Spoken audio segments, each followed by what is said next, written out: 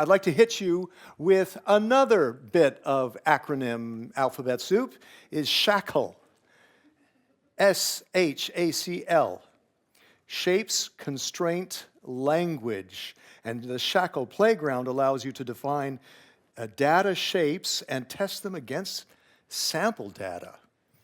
Wow. Well, if you can understand that, well, actually, I think Thomas is going to help us with that. I'd like to invite Thomas Francart, Senior Semantic Web Consultant at Sparna in France. Thomas, I would leave that to you. A model-driven approach for your knowledge graph project with SHACL Play.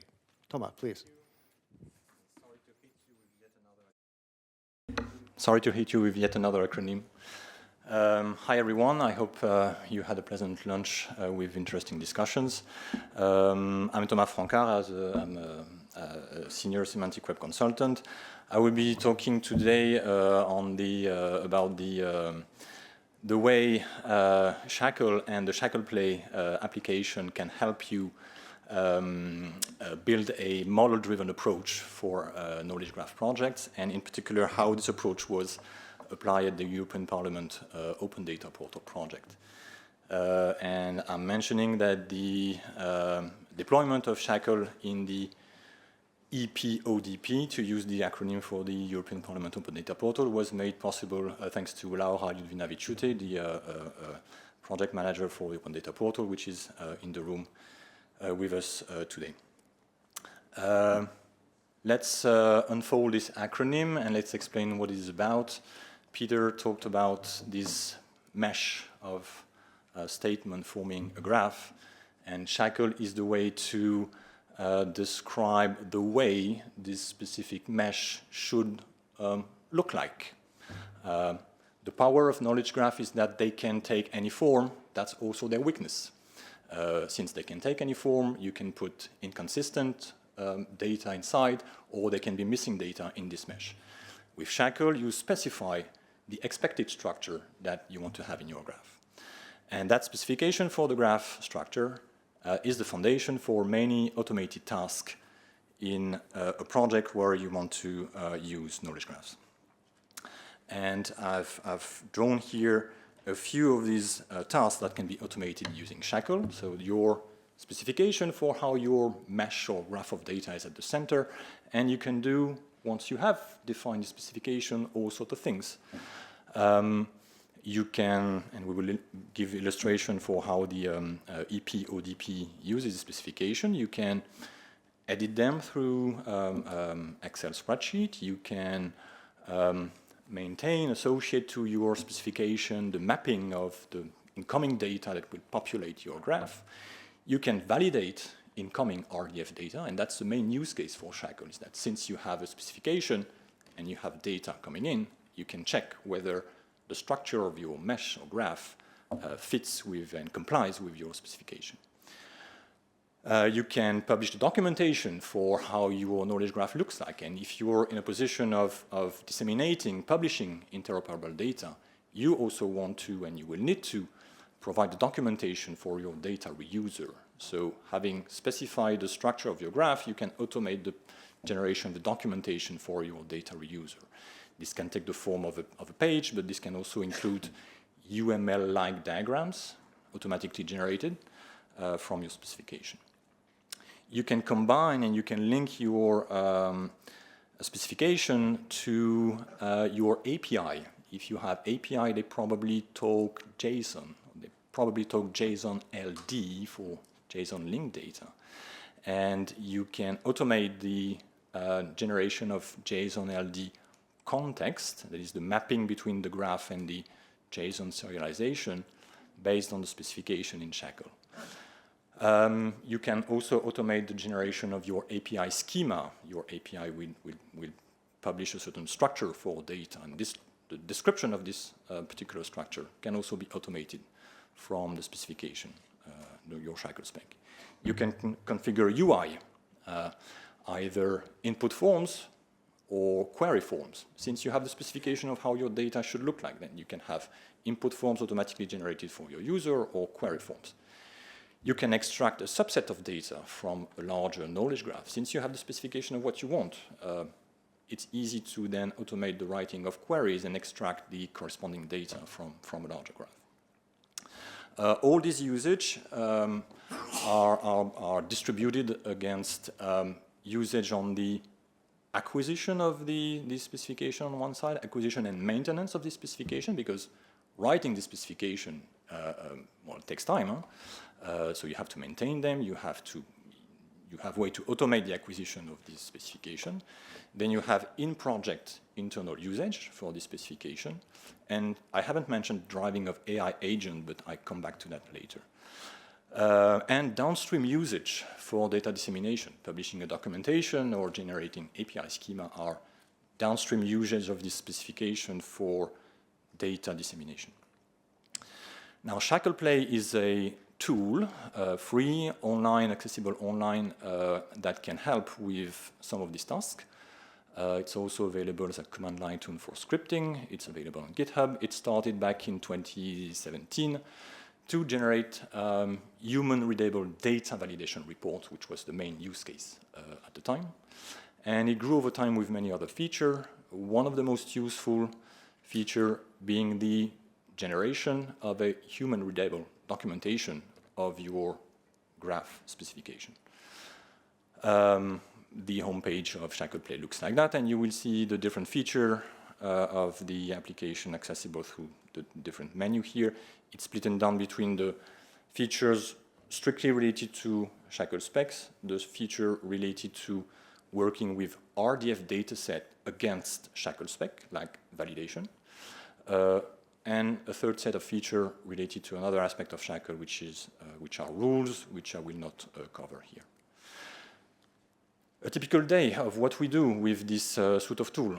Well, most of the time, as we are working on a daily basis with datasets, RDF datasets, we receive RDF datasets. We have to analyze them. We have to check whether they are compliant. So we start often from RDF dataset. And the first thing we do is that we analyze this data automatically, and we generate what we call a SHACL profile.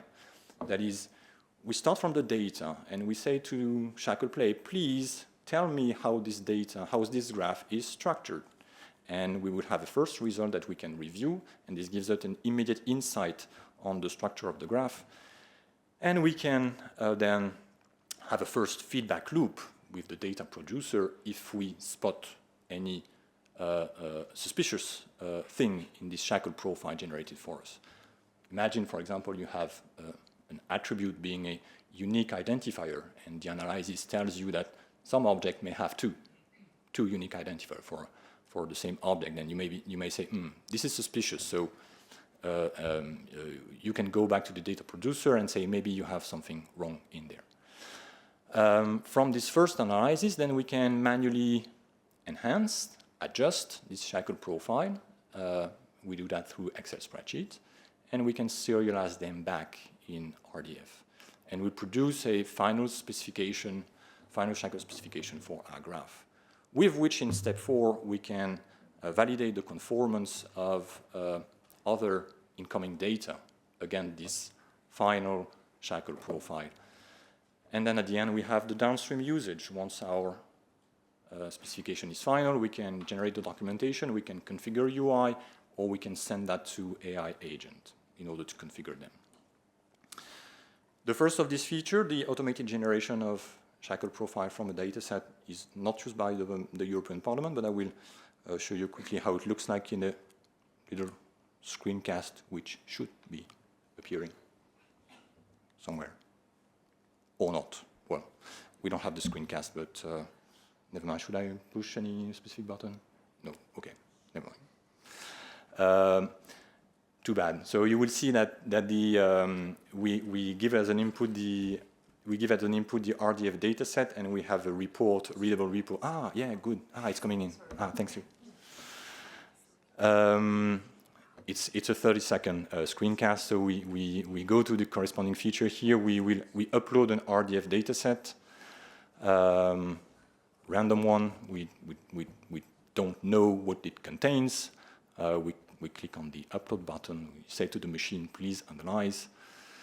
We want the result as an HTML readable page, and we immediately get a report, or actually a spec, telling us that in this data set, what we have are instantiations, and on instantiation we find this and that property, and we find places, and in places we have this and that property. And you see the cardinalities on the left, and also some statistics, the number of triples and the number of a unique value for the property. So just looking at this result, we can immediately sometimes assess whether there's a quality problem inside the dataset. Now, how SHACL specifications are used in the European Parliament Open Data Portal. The European Parliament Open Data Portal briefly contains, well, two main dissemination channels. One of them is the catalog of datasets, which are downloadable dumps of European Parliament data for non-IT users, researchers, journalists, and also APIs, which allows to query, retrieve the data in multiple formats, including RDF and JSON. It's heavily based on the knowledge graph technologies and standard, and features human and machine-readable documentation. I've mentioned the specification of a knowledge graph. There's not a unique specification. There are actually multiple ones, and that's very important to understand. The way European Parliament Open Data Portal uses SHACL is at 3 stages in the data flow. The first stage at the bottom is to specify the expected result for the conversion of legacy data sources. We convert the data source, we expect the piece of graph that we get to have this and that structure. Then in the middle, we have another set of SHACL specification for specifying the structure of the entire global knowledge graph built from all these input data sources. And then we have a third kind of SHACL specification to specify the structure of the data sets being published on the open data portals. Those can contain data originally coming from multiple legacy data source at the beginning of the data flow. All the specifications refer to and combine classes and properties coming from multiple ontologies, be them generic web scale ontologies like Dublin Core, FOAF, and others, be them conceptual models pertaining to a certain domain, be them extensions to specific business domain, or specific extension for specific client, and in this case, the European Parliament does have a small ontology called EPVOC, declaring a few classes and properties needed for its own need. The way it works when working on the specification is that it all starts with a diagram. It all starts with specifying, using UML notation, the entities and the link that will constitute the structure of the graph being managed in the system. Starting from this UML diagram, the formal SHACL specification is then encoded and EPODP does the encoding of the specification using Excel spreadsheets, where we define the entities and the list of properties and their cardinalities and the expected values and the definition, all of that in spreadsheets. The spreadsheet is then converted into the formal technical representation of the SHACL spec. And this is Turtle, Peter. Look, this is Turtle. From this technical machine-readable specification, the Open Data Portal can generate public documentation for the various structure he's using. The documentation looks like this, with tables corresponding to the properties and the cardinalities and the definition. And this is the public documentation disseminated in the portal. The specification is published in a reusable way, so you can download this technical file that was shown previously to be reused. This specification drives the schema of the API output of the portal. So when we send the specification ELI, DEL consist of, then in the JSON-LD, it will give us the consist of key. So we have a formal derivation of the structure of the data in the API from the specification of the graph, and this is all automated using a conversion algorithm in SHACL. And finally, this SHACL specification can also be provided to AI agent in the prompt of some AI agent.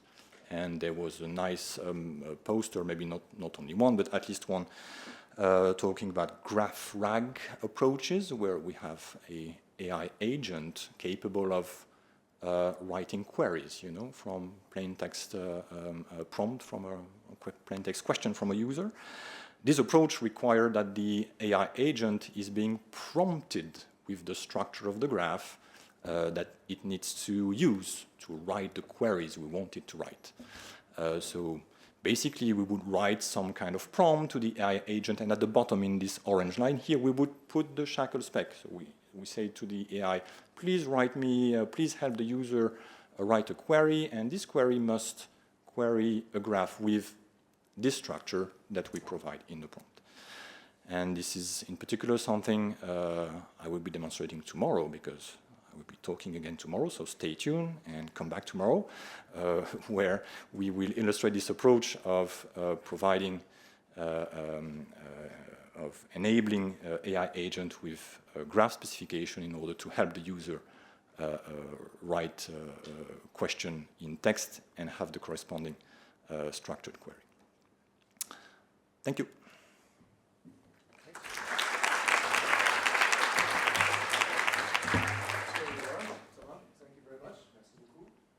And let's go to the Q&A. I thought that was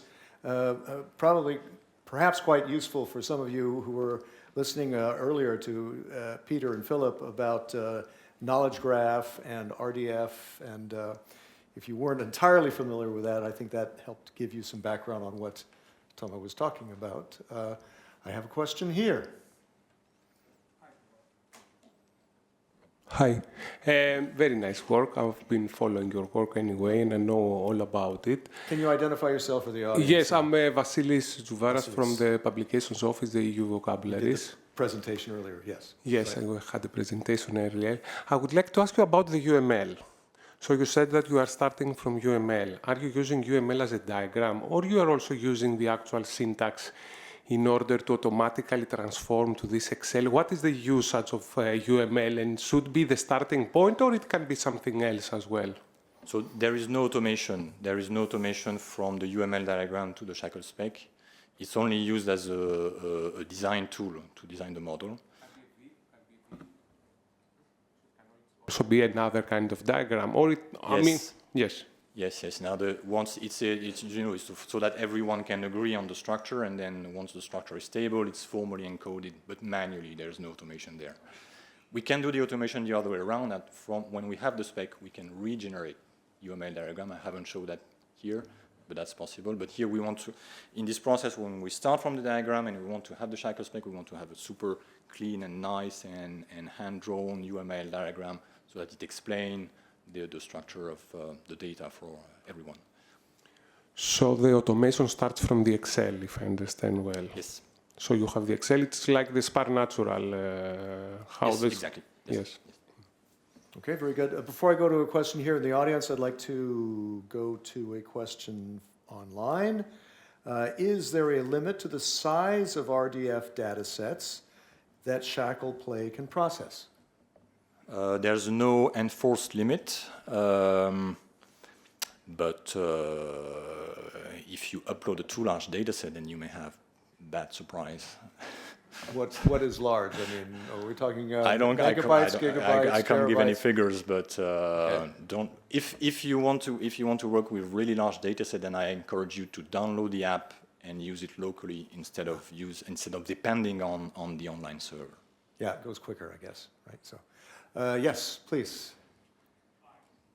It's Mark Dietrich. I'm with the Green Deal Data Space, the technical coordinator. Very familiar. Thank you for your presentation. I'm already familiar with the technology and a bunch of the things that you're working with. I have a philosophical question that arises from your presentation, which is you're going from a machine-readable format, you're generating documentation, even UML diagrams, which require people to look at them, and increasingly the data, the diversity of the data, the quantity of data is getting to the point where there aren't enough people to look at these these specifications, these UML diagrams to figure out whether they're right or not. I make an analogy to OGC. If you've read the Open Geospatial Consortium documentation, all 12,000 pages of it, you realize it's quite hard to understand as documentation. So how does SHACL get us out of this? How does SHACL help us tackle this increasingly big pile of documentation?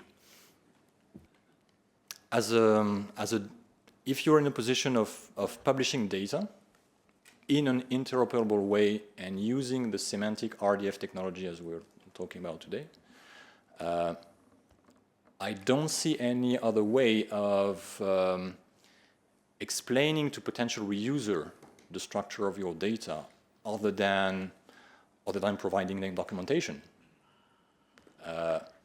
Otherwise, if you don't provide this documentation, or if you try to oversimplify it, then there's potentially the data reuser may not be able to understand what's the structure of your data, and this could make it difficult for them to reuse the data. So then here we are automating the generation of the documentation. So it's one task less that you as an institution, you don't have to do the documentation. You don't have to write it, since you write the spec, and then you have the documentation produced for you. But then it doesn't prevent the institution to write other kind of documentation to make the data more understandable and have some more trainings or stuff like that. But I don't see how it could work without producing these documentations. Okay. Thomas Francart, merci beaucoup. Thank you very much.